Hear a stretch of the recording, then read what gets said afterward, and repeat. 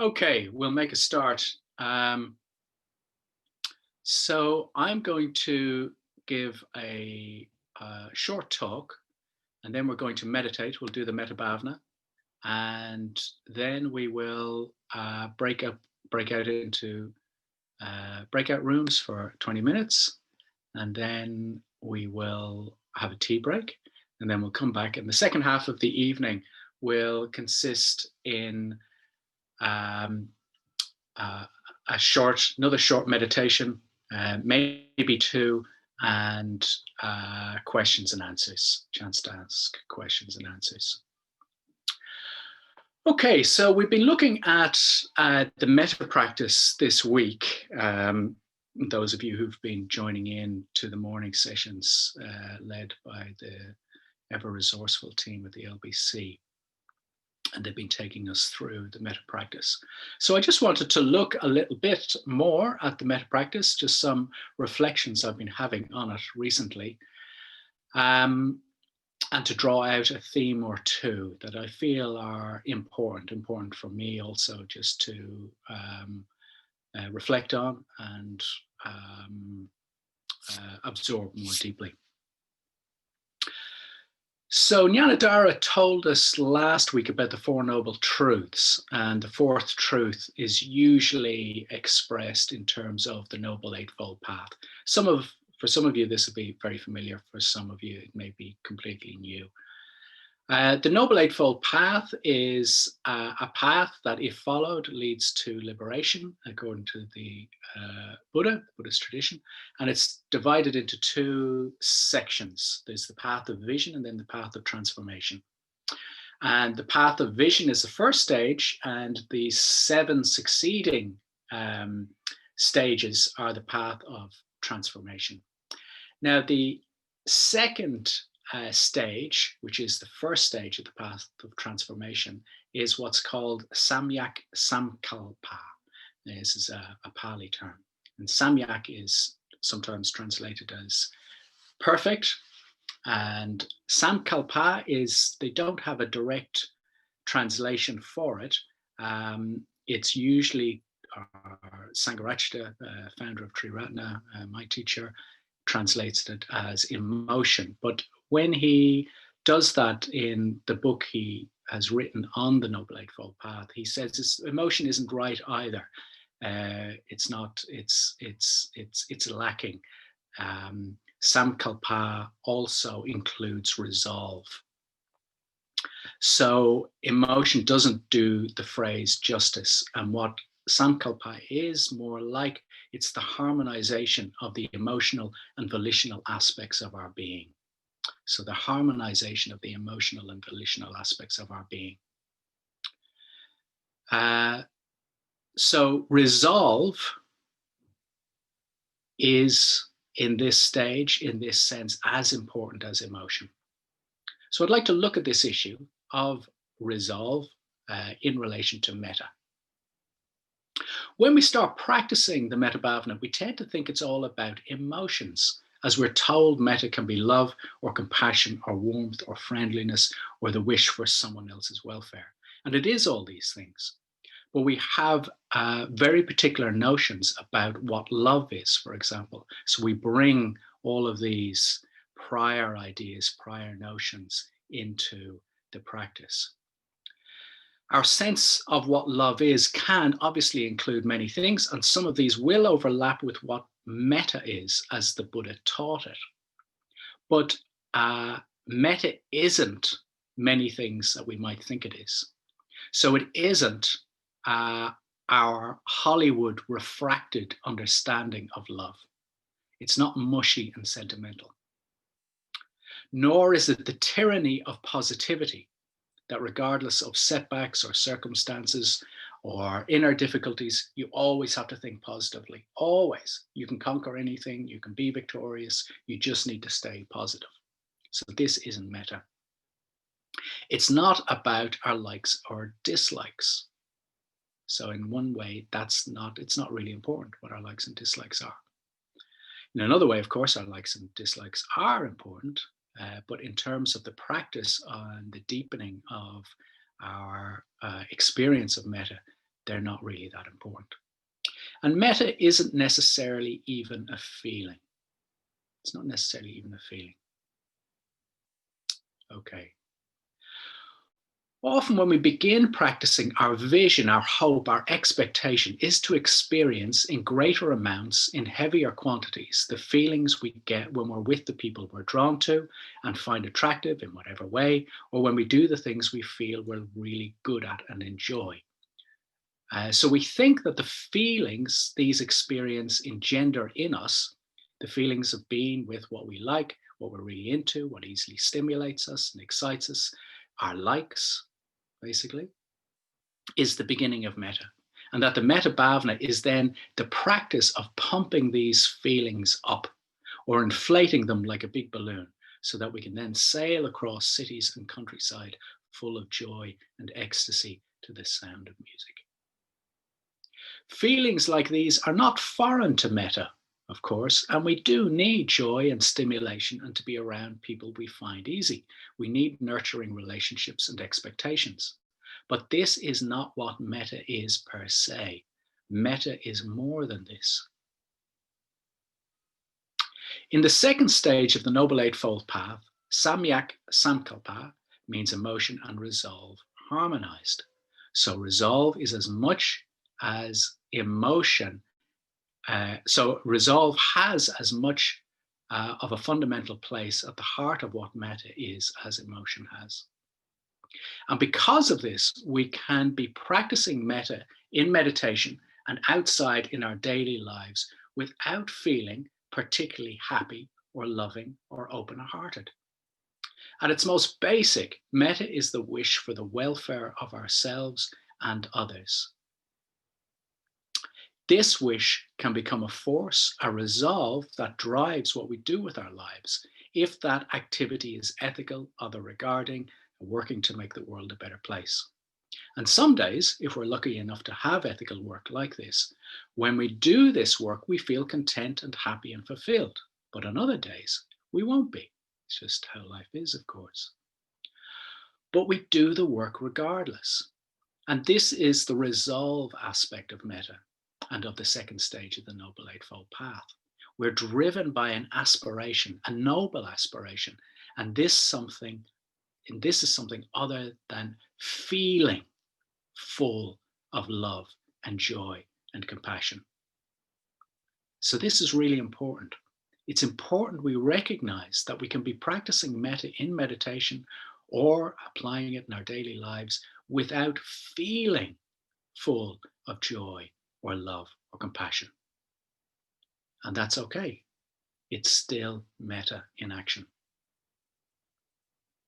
So a couple of historical characters came to mind as I was reflecting on all this, and Winston Churchill sprang to mind. So he came to power at the age of 70. I think he was just 70. And he was determined to stand up against Hitler. Now, most of the MPs and Chamberlain, they wanted to sign a pact. I think there was some deal on the table. It wasn't just the Chamberlain returning from Munich saying, "I have a peace deal." There was something else that they were going to sign with Hitler, and they were pushing very hard for that. It was a continuation of this policy of appeasement, and Churchill was one of the very few members of Parliament who was opposing it and wanted to take a stand against Hitler. But anyway, he got into power and he made his stand, and he had a heart attack. And he had a heart attack just days before he was due to go to America and Canada and do a tour of these two countries in the hope of securing their support against the fight against the Nazis.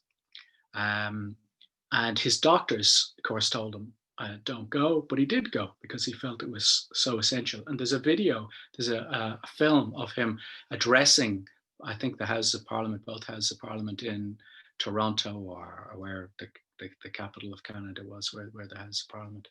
And the place is just, the whole hall is just billowing with cigar smoke. And I think he's got a cigar, and he's just days after recovering from a heart attack, and he's 70. But he was driven. He was driven.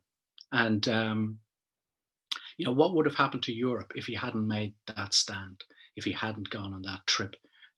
He was driven by a resolve to fight back against a tyrant for the love of his country and people and for things he believed in, like democracy. But he wasn't always a happy character. And it's well documented. He could be fierce and irritable and caustic and bad-tempered. But overall, he was driven by this incredibly noble and heroic ideal, which was to lead and protect his nation from from a barbaric regime that may have overthrown it. Another one is Dr. Ambedkar. Time is ticking on, so I won't go to him, but he's a fascinating character. Some of you might have come across him. Again, a very driven man, seen by many people in the Dalit community as a bodhisattva, as somebody whose life was dedicated to the bettering of others, and his life really was. But he was full of resolve and full of heroism. So I'm just going to read one of the most important texts we have on metta in the Pali Canon, which contains the Pali Canon contains the earliest written renditions of the teachings of the Buddha that we have. So the sutta is called the Karenia Metasuta. I'll have to read it quite quickly as time is against me, and I have to find it here. Let me see, sorry about this.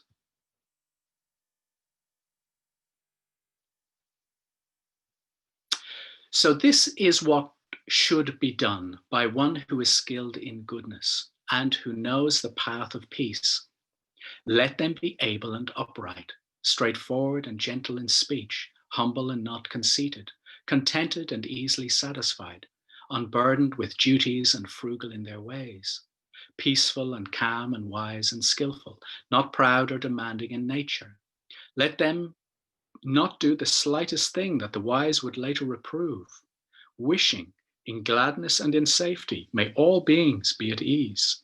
Whatever living beings there may be, whether they are weak or strong, omitting none, the great or the mighty, medium, short or small, the seen and the unseen, those living near and far away, those born and to be born, may all beings be at ease.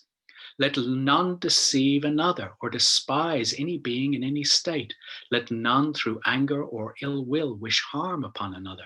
Even as the mother protects with her life her child, her only child, so with a boundless heart should one cherish all living beings, radiating kindness over the entire world, spreading upwards to the skies and downwards to the depths, outwards and unbounded, freed from hatred and ill will, whether standing or walking, seated or lying down, free from drowsiness. One should sustain this recollection.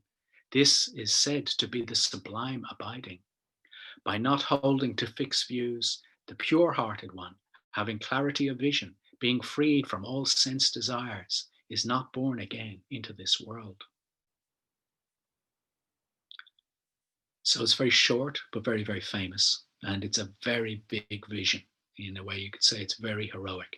So wishing all beings be at ease and radiating kindness over the entire world by one who is skilled in goodness and knows the path to peace. So what a noble wish to have. It's wonderfully idealistic, but it's said that it's achievable by each of us, perhaps not tonight or tomorrow, but in time if we keep practicing and if we keep applying resolve. To hold such a vision will require massive resolve. To reach a place in which we can be at peace, are skilled in goodness and can radiate kindness over the entire world will require the meeting of many difficult and challenging situations and forces, both internally and externally, and the integration and pacification of these forces. The path of metta can be a path of trial and tribulation. If we stick with it, deepen into it, we'll be tested, and perhaps at times severely. But it's in this testing we can access reserves within ourselves we didn't know we have, and from this grow and grow stronger. So metta in action, this heroism, happens around us all the time. And of course, our frontline workers dealing in hospitals and care homes and other medical settings, they've been amazing over these past 10 months. They have been heroic, exercising often metta in action, and through at times of great fear. I know a woman who's a surgeon, and she spoke of the first few months of it being in the hospital and the sense of dread that just hung over people and the whole hospital when COVID first arrived. But they got up every day and they just went into work. So just astonishing heroism. So bringing these people to mind with a sense of gratitude now feels an appropriate place to finish. Okay, so there's just some themes I wanted to cover. Resolve and how resolve and having an aspiration, having an ideal, having a vision is as important as our feeling in the metta practice, our feeling of love and feeling of joy. So we have this resolve and we commit to the practice in meditation and ideally outside of meditation in our daily lives, trying to bring greater harmony and peace and love, I guess, to the world. And resolve is crucial in this, because often we won't have the feelings of love and we'll have to rely on something else.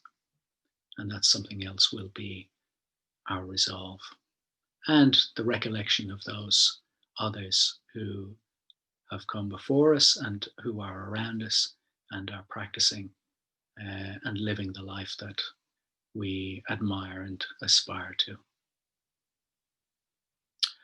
Okay, I will leave it there and we will go straight into a practice of metta bhavana if you'd like to get yourself set up.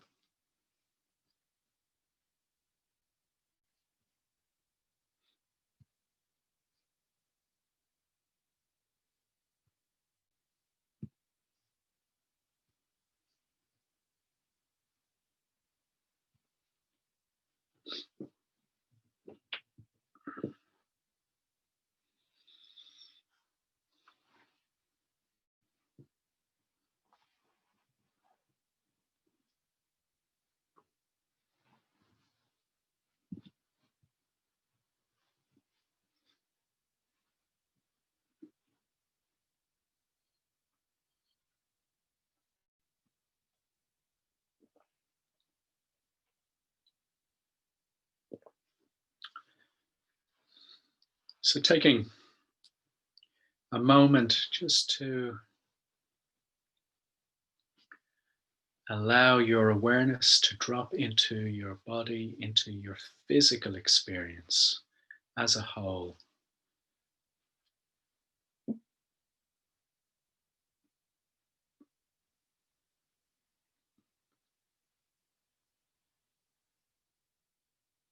Having a sense of the rest of your body,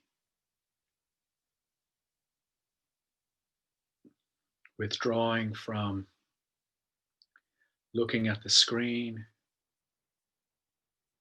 following my train of thought,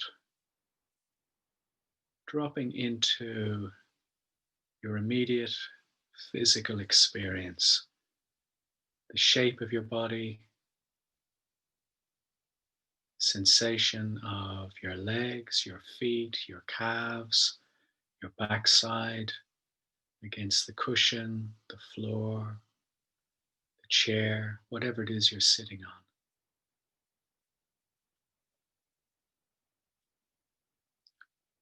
And having a sense of your torso rising upwards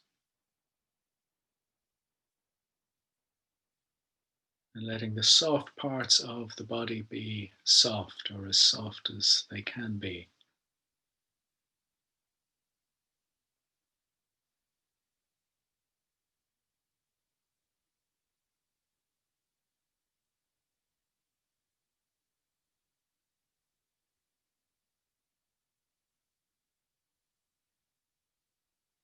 Tuning into your mood, your general mood state, how you're feeling, positive, negative, somewhere in between, or if you're aware of an emotion or particular emotions, just naming those if you can. If you can't, that's fine. Maybe things just feel a bit of a blur, a bit of a fog. That's fine too. But just try to bring as much awareness as you can to this aspect of your experience, because in a moment I'll ring the bell and we'll begin the metta practice.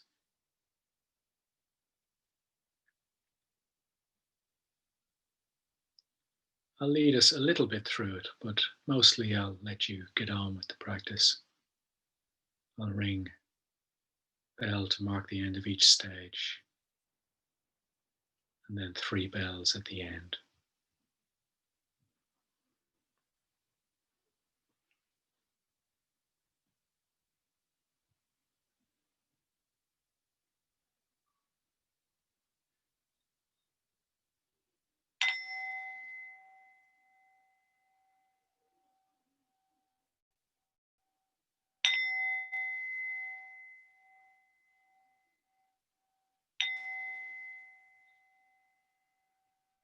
The Metta Bhavana, first stage. Connecting with, deepening as best you can a sense of metta for oneself.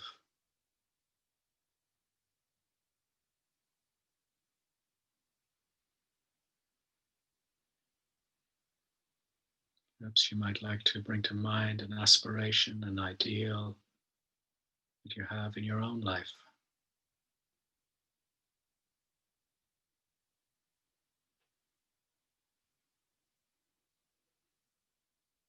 Bringing it to mind and letting it settle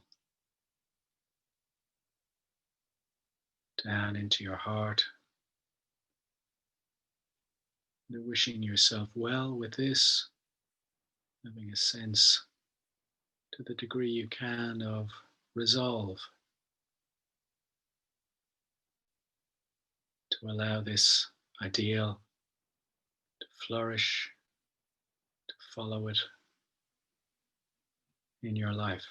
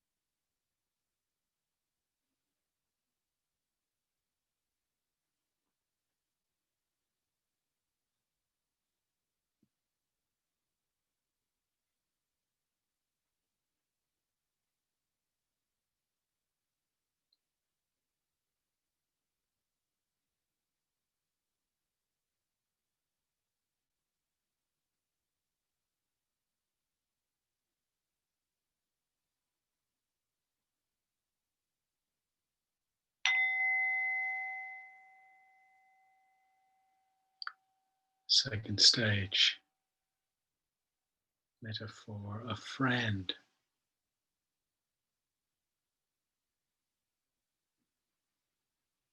Might like to spend a bit of time just really bringing your friend to mind and calling to mind what it is that they need or would like to be at peace, be fulfilled, be content, and wishing that for them.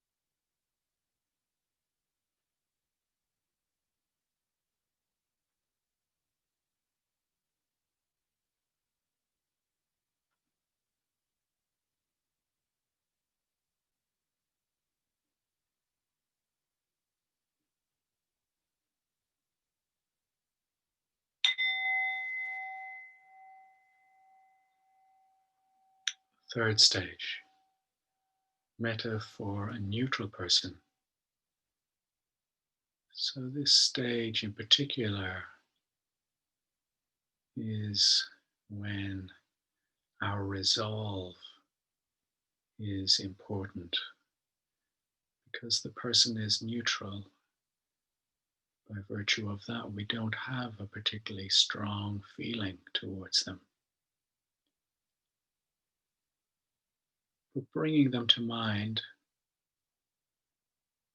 how they talk, how they look, dress,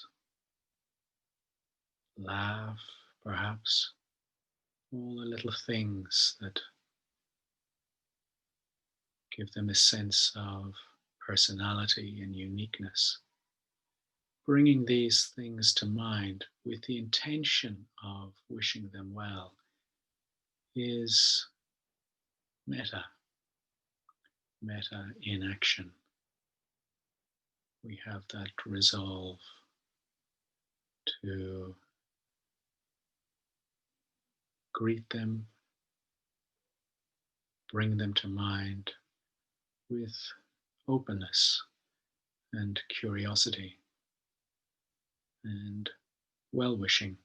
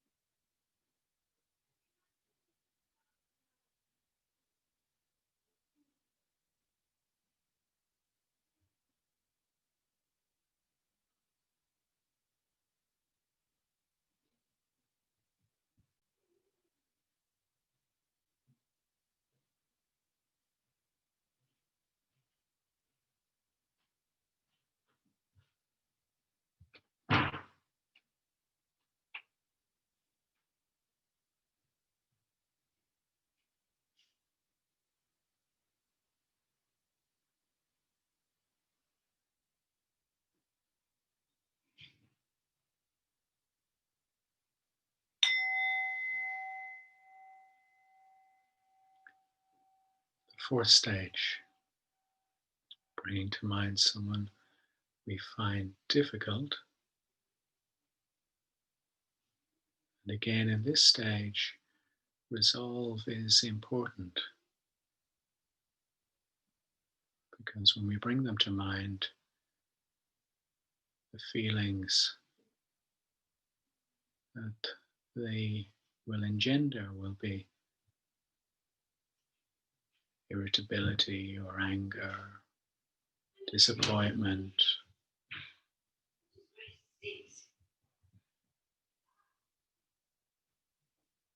So we need a resolve to work with this.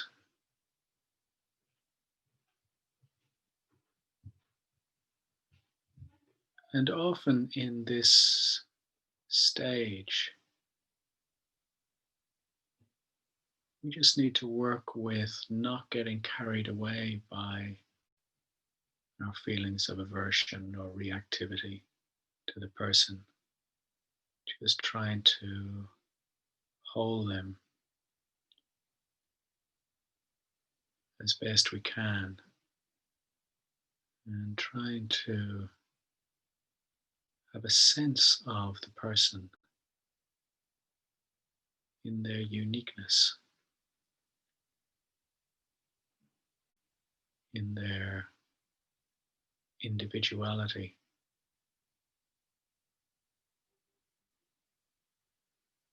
And if possible, having a sense of wishing them well and knowing that even this attempt, even this desire, this effort to work with our responses to this person who we're finding difficult is an application of metta.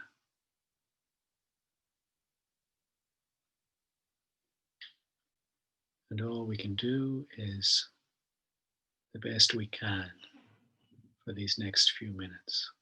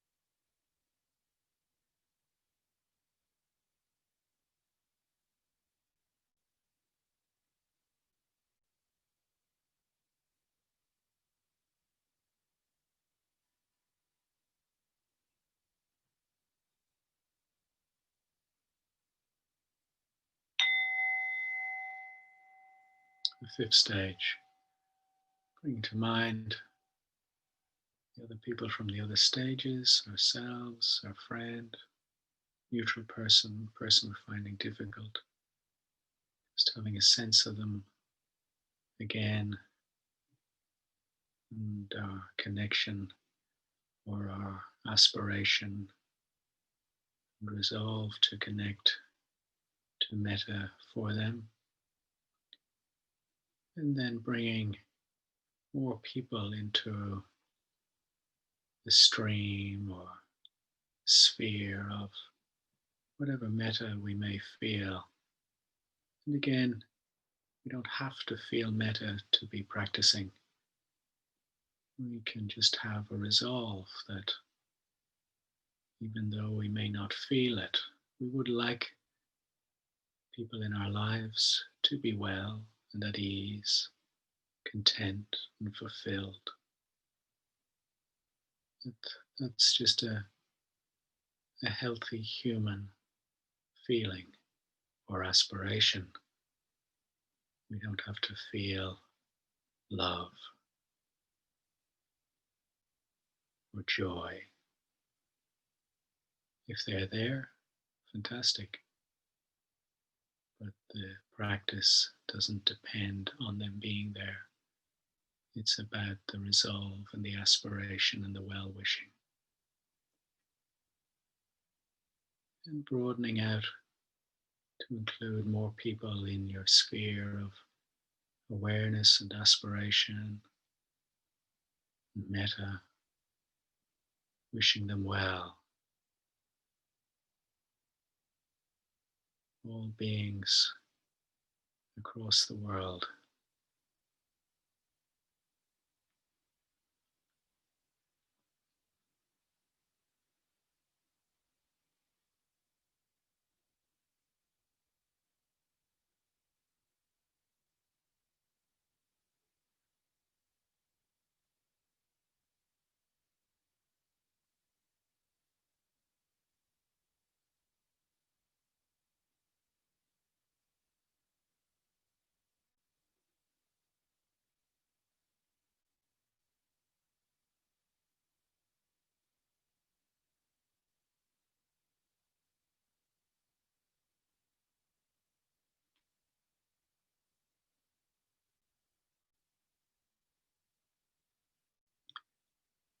And for the final couple of moments, we're just going to sit. We're just going to rest, if you like, after the efforts we've made in the practice. So letting go of any point of focus, of trying to do anything in particular, just letting our mind, our heart, do as it will.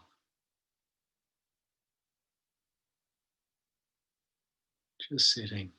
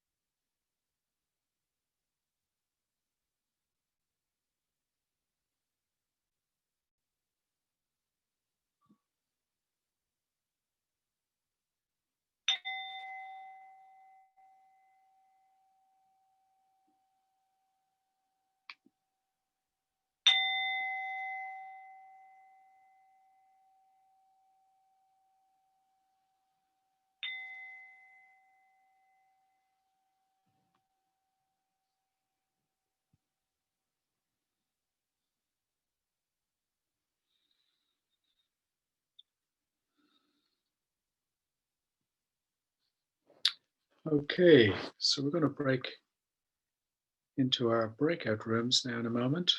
A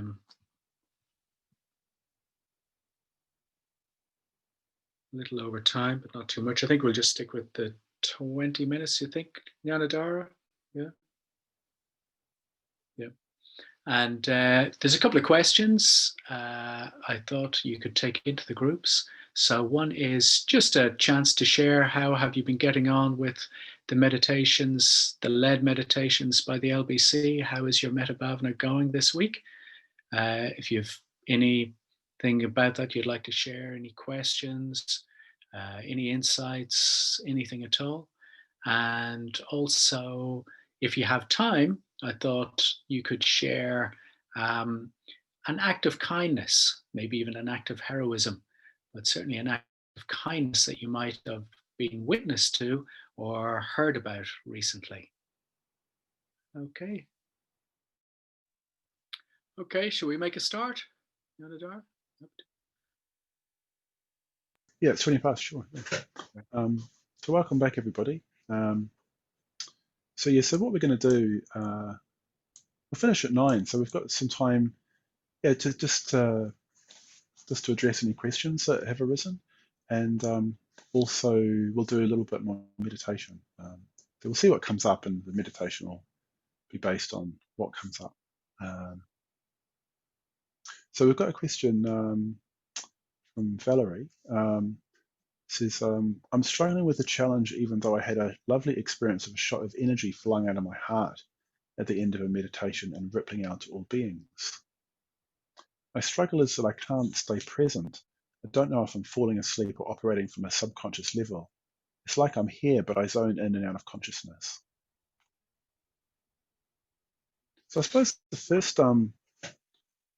thing to say is, just based on what you said, is that it sounds like something's happening. Like when you talk about a shot of energy flying out of my heart at the end of the meditation, rippling out to all beings. That sounds like metta. Like, I mean, often one of the images that's given for metta is precisely that, is a light that shines, or something that radiates from the heart. So I think you can, that gives some indication that the effort that you're making to engage is having some kind of effect.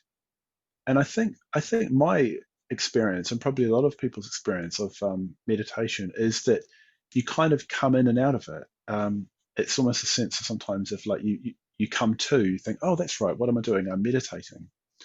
And like Jyotika was saying earlier, in a way, it's our resolve that, and remembering our resolve, that's part of what we're trying to cultivate through meditation. So we're developing a resolve to become more aware, to become more kind. And we fall away from that resolve, but then we remember it and we come back to it. And I think what happens is the moments when we come away from our resolve become less and less frequent. So our resolve becomes stronger and stronger. It's interesting. Jyotika mentioned Sangharakshita, who founded our particular Buddhist movement. He's our teacher. And Paramartha, who's actually a New Zealander who spent a lot of time with Sangharakshita, said that being with him was like being with someone where the light's always switched on. That's the way he put it. So that there's always this kind of awareness there. It never the light's never switched off. So I think what we're trying to do is just notice when the light's switched off and switch back on again. And that's a cumulative process. So don't worry if, in a way, you can't stay present all the time. Probably most of us can't.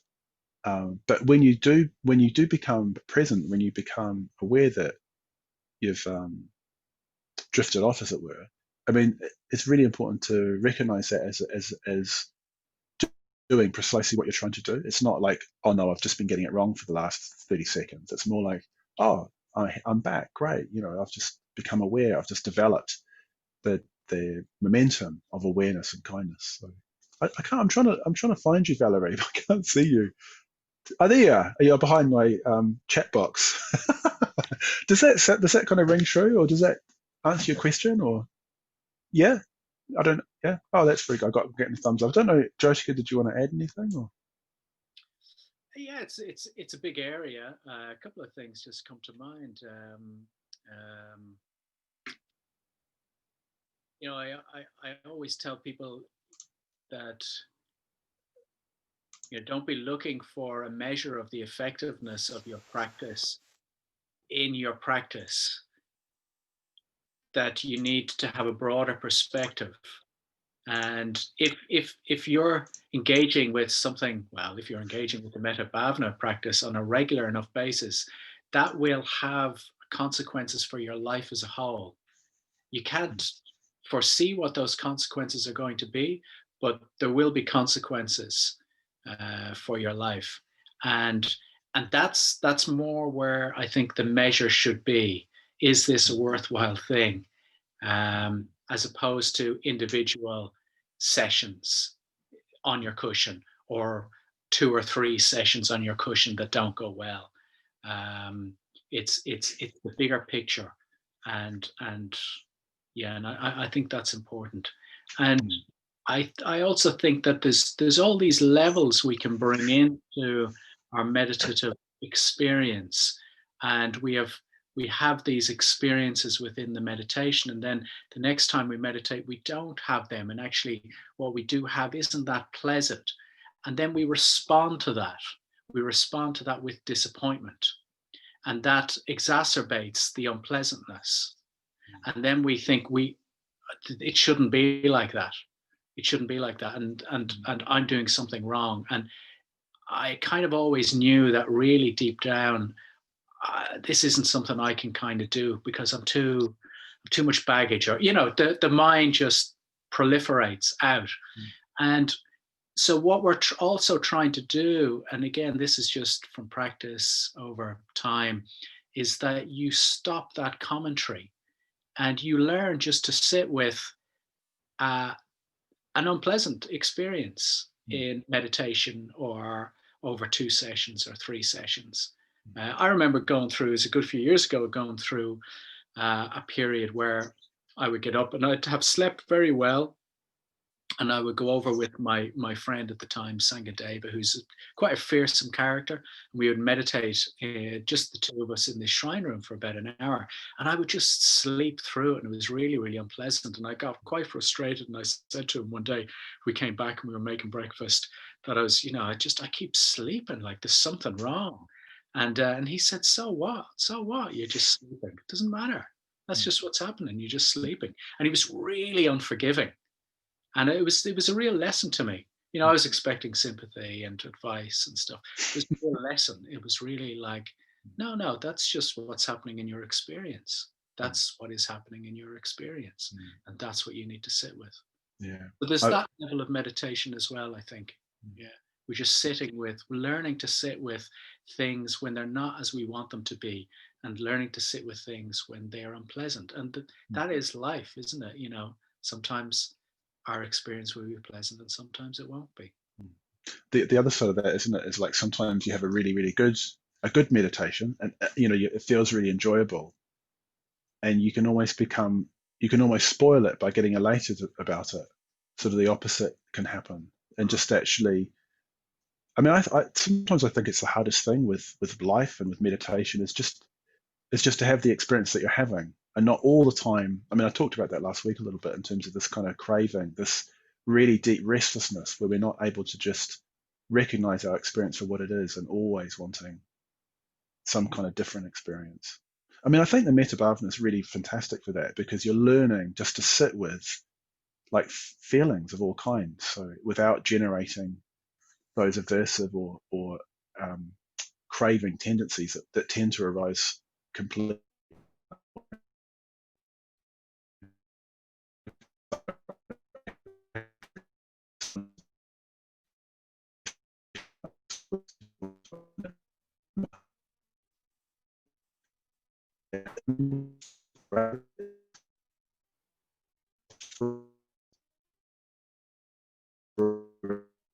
Why we're help us to stay with it when we're not finding it very easily going. because they might see that the effect that it's having on us that we don't see.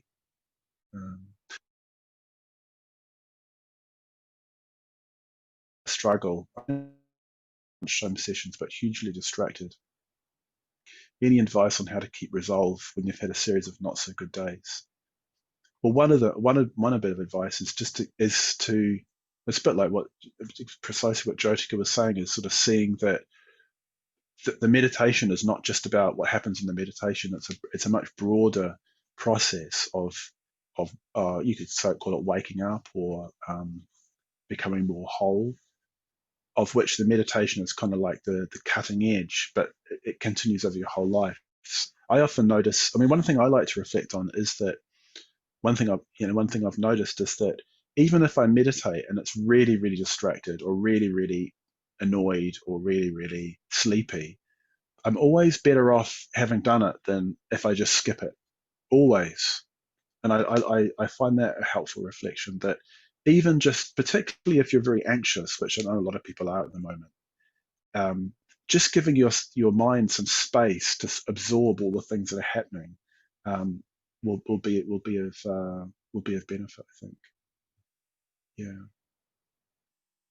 Another, I mean, in a way, this is partly where the sort of broader Buddhist context of meditation comes in. So again, Jyotika mentioned vision this morning, vision and transformation, and part of what we're trying to do with a Dharma life, with a Dharma practice, is to hold what's going on in the immediate circumstances of our life in a much kind of bigger vision, particularly a vision of what we're capable of growing into.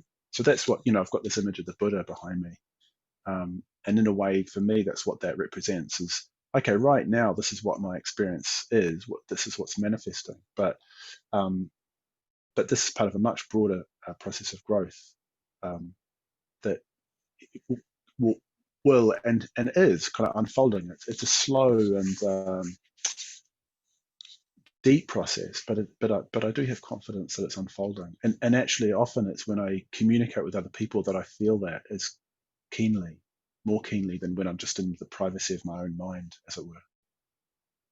Yeah. I don't know, Phil, does that? I can see. Oh, I can see you. Yeah. I don't know if you've got anything to add, or feel free to unmute yourself if you. Yeah. Oh, yeah. There you go. Yeah. I suppose one of the kind of the worries is that the meditation turns into just sitting and thinking about the things that are pissing you off. Yeah. Yeah. Right. Yeah. Yeah. And not being able to, and only catching yourself doing that for very short periods where you go, oh, hold on. Yeah. I'm supposed to be breathing, or I'm supposed to be Yeah. metta. And so that's kind of this week. It has been little, oh God, I better get back to what I'm supposed to be doing. Yeah. Yeah. So it seemed to be just taken over too much. Yeah. But I do get the point of it's more what's happening when you're not meditating. That's where you see it's working. So maybe focus on that more than what's happening when you're sitting with your eyes closed. But also the fact that even just having the intention to develop, patience when someone's pissing you off, or even the fact that you remember to come back once, that will stand to you. I mean that's it. It's having an effect, if you see what I mean. And sometimes I feel personally that the meditations that are the more difficult ones are the ones where I feel like I'm really getting to grips with what my mind really is, and they're actually the most transformative ones. I mean, it's all transformative, but sometimes the blood and guts meditations are the ones where I feel like I've really gotten somewhere. I don't know, Jyotika, did you want to add anything? It's kind of a... Yeah, I would echo that. Blood and guts transformation. But I think as well, Phil, that I wouldn't be worried that your meditation is going to become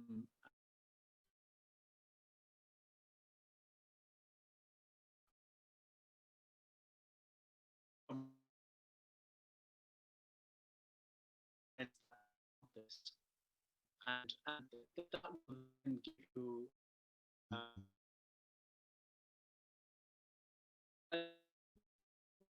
we all sit and think of things.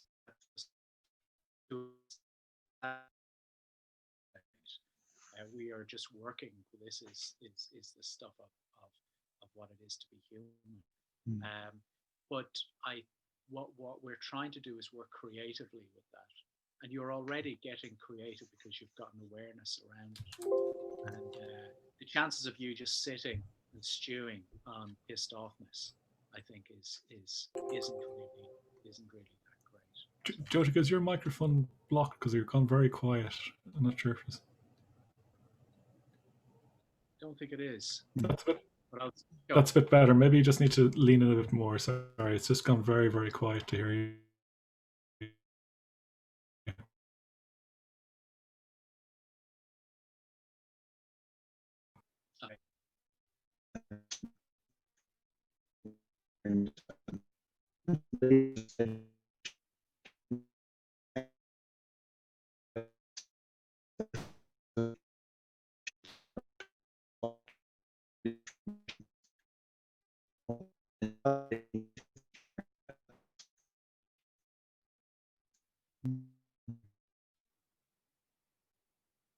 I mean, in a way, that's what we do, isn't it? I was just talking to a friend of ours, Sabedramati.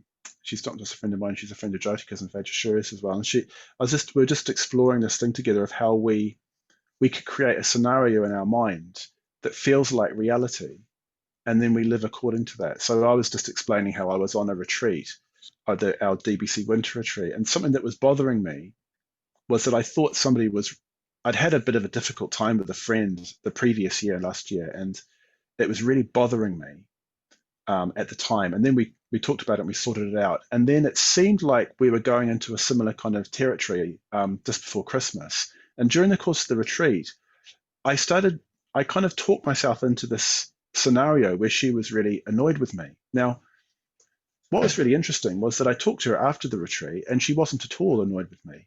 But it had really strongly affected me during the course of the retreat. I mean, I recognized it for what it was and I worked with it, but it still affected me.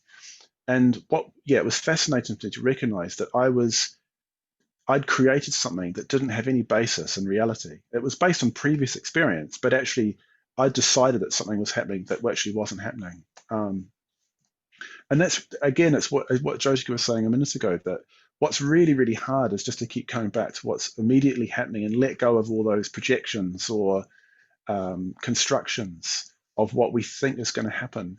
Because one of the things that the Metta Bhavana does quite often is it reveals things that surprise us. So it might be, one thing that can happen with people is that people bring to mind their friend, and it's actually their friend they're annoyed with, not the difficult person. So I think in a way that the methods to try and combat this is learning to meditate and learning to identify and to pay attention to what's actually going on and let go of what is not going on, in the sense that it's just something that we've constructed in our mind. It's very, very difficult, and one of the kind of fallback methods, you could say, is by paying attention to our body, and the value of that is because in a way our body is immediate. It's not a thought. And that's what's so wonderful about the mindfulness of breathing, is that it's not a thought. It's a physical experience that we're meditating on. It only really exists now. Everything else is just a thought about it. So we're trying to get to the thing itself and let go of our ideas. But the fourth stage does bring out really strong emotions, and that's in a way what we're trying to transform. So it's worth saying that if you find the Metta Bhavana difficult, don't worry, because it's a difficult practice. I think I find that quite encouraging. Like, it's actually difficult. But all things that are worth doing are difficult. Do you want to add anything, Jyotika? Just a different take. I think Yeah. if it's, we always say, don't put somebody who's a real baddie in your fourth stage until you're, got a lot of momentum with metta, because the feelings can be overwhelming. So that's just something else, maybe just to have a look at. If you keep putting the person in and you're starting to feel overwhelmed before you've got to the stage 4, then maybe you just put in a friend or somebody you care about in your family, but they're just pissing you off at the moment, for whatever reason. So it's not as loaded. So that's just another perspective. Yeah. Cariosa, if I've pronounced your name right, just said something interesting. She said, but the construction can be based on reality, i.e. being fearful of something. So that's true. I think it can be based on reality, but I think sometimes, quite often, we exaggerate what's happening. And actually, the reality, it's like we create something much bigger than the actual situation that's arising. Because anyway, you can. I mean, this is something that I like to do, but it doesn't work for everybody. It's just sort of, in a way, just reflect on the fact that what I'm thinking about is what I'm thinking about, and sometimes it corresponds to reality, and sometimes it doesn't. So it's just sort of recognizing that what we're thinking doesn't always correspond to what's actually happening. But sure, challenging things do happen, and they are frightening, and we do need to respond to them. It's not like I'm not advocating just pretending that they're not happening. Yeah, David's made a lovely point. Maybe we'll just finish on this and then do some meditation. Oh, sorry. There was a question by Sam earlier on, the first one. one. I missed that. Sorry. Where's it gone? Oh, sorry. Beg your pardon. Lovely insights from Anne, Casey, and Siobhan. Question: the subject of confidence came up in passing during one of the morning sessions. Can you talk about self-confidence in relation to metta and how it can be cultivated in this way? Yeah, it's an interesting question. I think one thing to maybe point out is that self-confidence is obviously very important and very valuable. But it's not necessarily the same thing as metta. So you could feel quite insecure, and that could actually be a basis for developing metta for other people. I say that because, a little bit like what Jyotika was saying earlier, like metta doesn't necessarily have to be accompanied by a strong feeling. And also, and another thing is that metta doesn't necessarily need to be based on feeling good about yourself. Now, it's good if you do feel good about yourself, but actually, if you don't, that can be a basis for empathy, if you see what I mean. So often when I felt actually quite down, it's enabled me to just reflect. Well, other people feel down sometimes as well, and actually, weirdly, I feel less down if it's So I think so.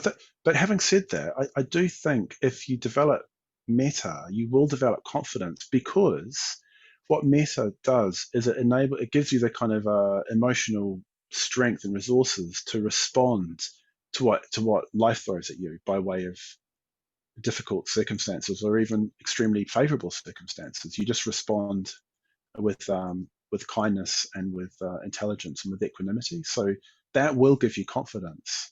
And more, I think, in my life, I've got more confidence in that kind of confidence than in sort of feeling like I'm a really great guy and I've got loads of cool qualities or something. You know what I mean? Like that sort of, which is, sometimes I feel like that, sometimes I don't. But just actually knowing that you're acting on the basis of kindness is the surest basis of confidence I think you can have. I don't know. Did you want to add anything, Jyotika? Yeah, it's a big area. It raised the question for me. What do you mean by self-confidence? We probably don't really have time to explore it too far, but I think you're dead right. I think self. Do you want to lean in a bit, Jyotika? Oh yeah, sorry. I think what we might understand as being self-confidence is could be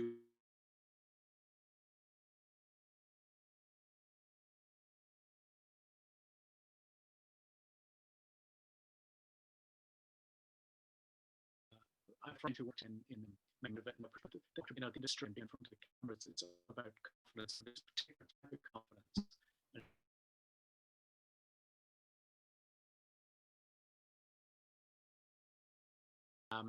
But actually, it's very situational based, and I think the tools and the skills that we can gain through meditation and through Dharma practice leads us in a different direction with different qualities. And just to echo what you were saying, a phrase that was coming to me today was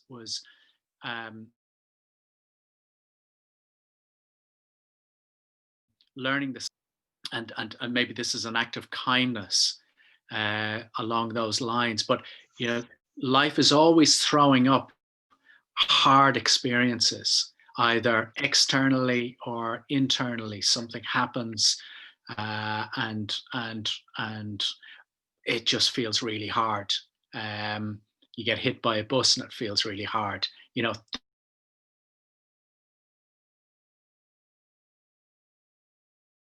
Things are hard. Often what I do is I respond to hardness, maybe not so much with hardness, but in my particular character, I can tend to respond to it with panic.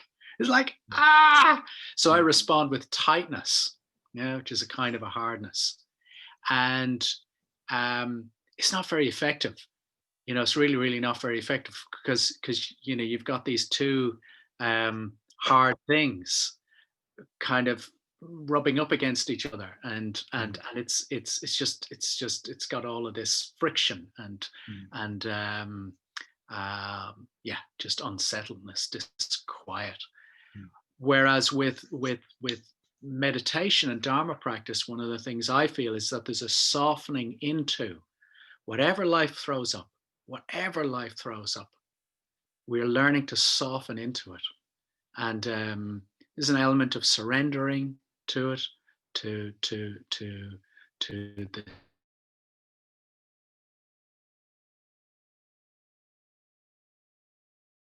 the size, the ground, that we're not all conquering, all singing, all dancing kind of beings that we think we should be, that certainly in the West that we're often is held up as a kind of an ideal. So there's something about that I think you're learning that skill, and certainly it's something I've been inspired by, of just learning to soften into whatever is thrown at me. Then there's a melding of the softness and the hardness, and you're not getting these hard edges and things bumping up, and which causes real pain. I think actually, thinking about it, it's quite a Qigong, Tai Chi thing. Softening into things, whatever's not meeting things with resistance. So maybe it'd be nice to do some meditation before we finish. So let's just actually try a bit of that. We're just going to soften into whatever's going on. Just be aware of whatever's going on and just be with that. So I'll lead it a little bit lightly, but the purpose of the exercise is to just sit with whatever's happening with us. And then I'll say a couple of words and then we'll finish. Just bearing in mind, if you do have other questions, you can we'll be here a little bit afterwards and we can continue for a bit.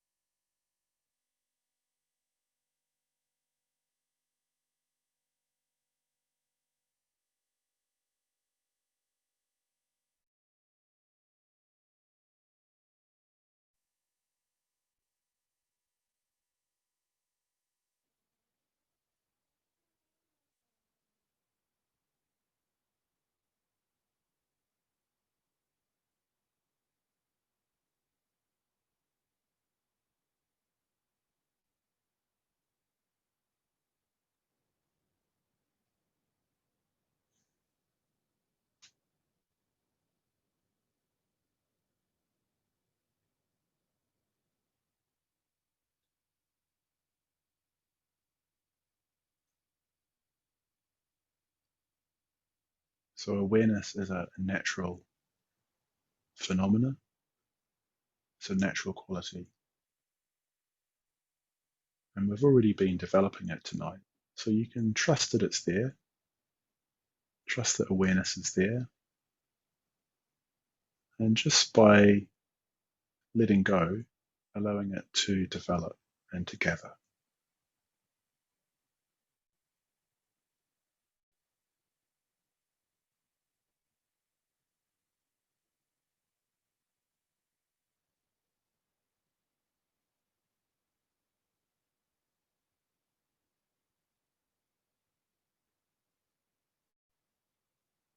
It's almost as if you're soaking the contents of your body, your mind, your heart with awareness.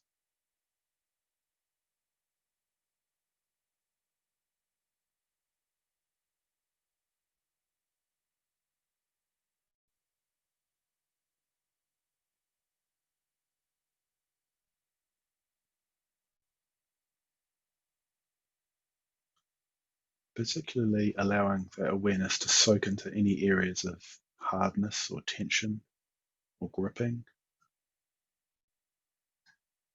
So that can often be something that you feel in your belly.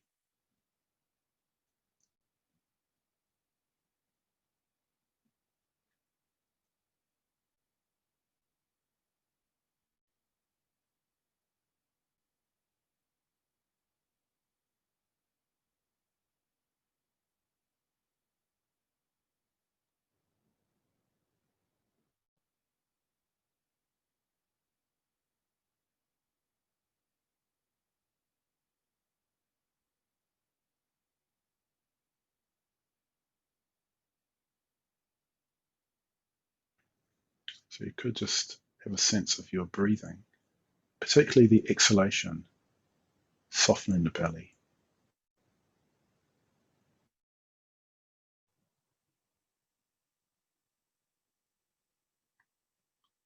Or maybe in the thighs or the lower legs, again, letting awareness soak down into the legs.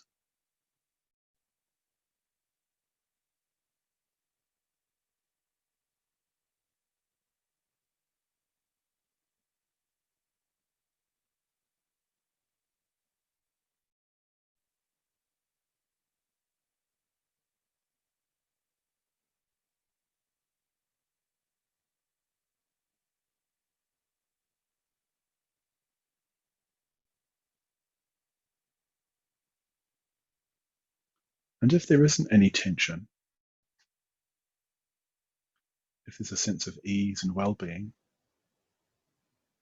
you can just let that grow.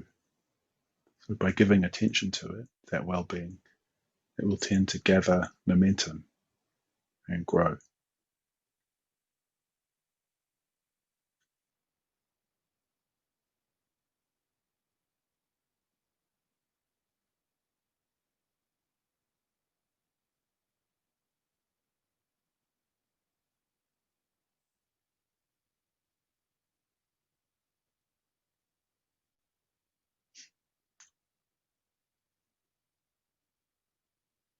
So what about the shoulders?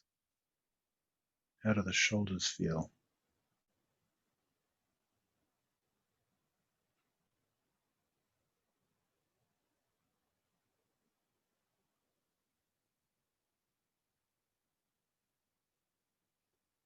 The front of the chest.